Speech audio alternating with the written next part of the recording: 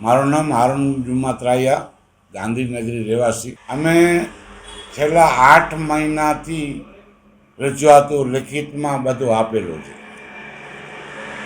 આ વિસ્તારને ગાંધીનગરી વિસ્તારને ટાર્ગેટ કરવામાં આવે છે.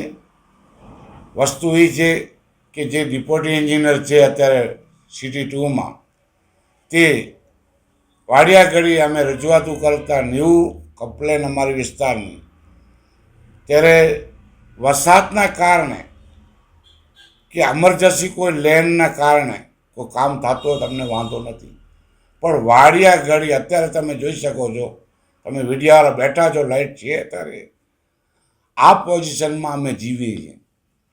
આ બેન જ્યાંથી આવ્યા છે ડિપ્યુટી એન્જિનિયર, એ કોઈનો ફોન અટેચ નથી કરતી. એ વસ્તુ સામેથી અમે નગર સેવક છીએ તો એમને કહે છે કે ફોન નહીં ઉપાડ, આ કરવાનો નહીં ફોન. તો સત્તા સીટમાંથી બેસાડ્યો છે બેનને પ્રજાનું સાંભળવા માટે, કાંઈ ઘરનું કામ કરવા માટે નથી, પ્રજાનું કામ કરવા હિતમાં રહેવો છે. એ સેવાભાવી છે, અમે સેવાભાવી છીએ, અમે નગર સેવક છીએ. પ્રજા અમારા પાસે બેસે છે. જ્યારે પ્રજા અમારા પાસે આવડી બધી રામાયણ કરતી હોય, અમારું રાજીનામું માંગે છે પ્રજા કે તમારાથી કામ ન થાય જ રાજીનામું આપો, તો પછી આ બેનને શું કહેવું? અમારે કામ ન થતું હોય, બેન કહે છે કે ફોન ન ઉપાડીએ, ફોન ન કરતા. આ બાજુ પ્રજા કહે છે કે તમે અમે ચૂંટીને મોકલાવ્યો છે, તો અમારે કયા માથે જાઓ, કયા રસ્તા ઉપર જાઓ? જીબી બોર્ડ બેનનું પ્રાઇવેટ પાર્ટ છે, એનો પાર્ટ છે, તો અમે ફોન નહીં કરીએ.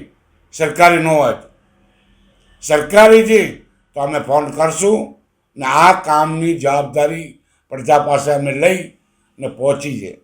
કાલે અમે આ અરજી દીધી છે, આ બેનના એપ્લિકેશન કરવામાં જ દીધી છે કે અમારો કામ કોઈ થતો નથી, અમારા વિસ્તારમાં લાઇટો જાય છે, અત્યારે લાઇટ ગઈ છે, તમે મીડિયાવાળા બેઠા છો, અત્યારે લાઇટ હોય તમે ગુનેગાર. મારા વિસ્તારની અંદરમાં ટાર્ગેટ કરવામાં આવે છે. સમસ્યા આજે ટાવર બંધ કર્યો છે, બેનને પૂછીએ, આજે ફલાણી જગ્યાએ બંધ કર્યો છે. બેન, તમારું એમરજન્સી કામ હોય તો વાંધો નથી, આજે બચ્ચા ગરમીમાં રહે કેમ?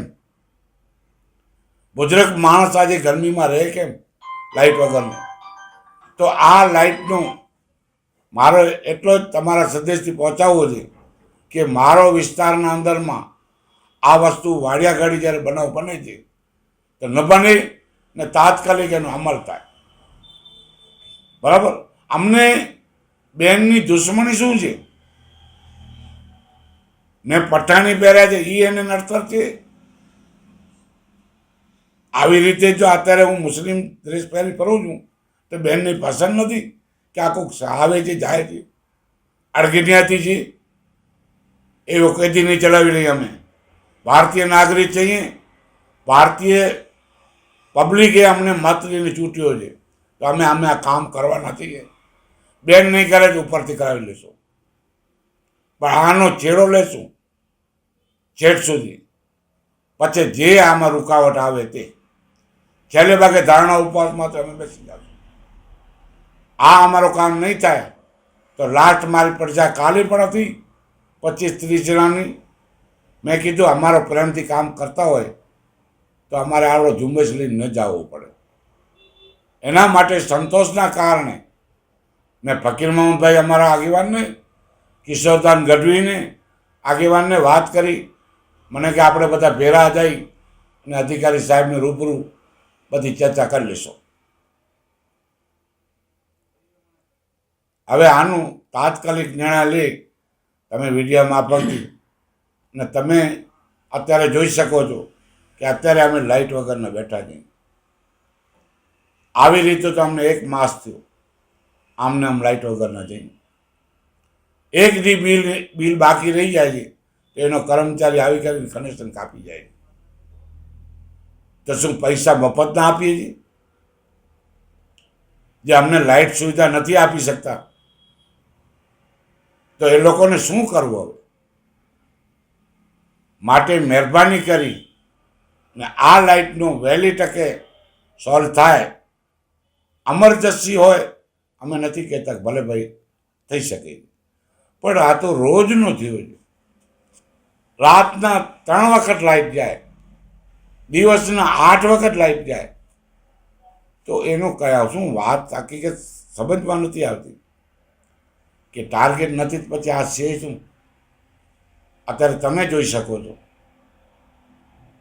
આવી જ રીતે અમને લાઇટનું પ્રોબ્લેમ છે, માટે સીઓ સાહેબને કહી ને આનો નિર્ણય કરવાનો. જવાબ દેવામાં આવ્યો કે આ તો કેટલા દિવસથી લાઇટ વાળી તો ચાલુ જ પડી છે, 7-8 વાર આખા દિવસમાં જ આવે છે, પણ ગેરવર્તન કરીને અમને જવાબ મળ્યો છે. એનો સંતોષકારક કોઈ જવાબ જ નથી મળ્યો.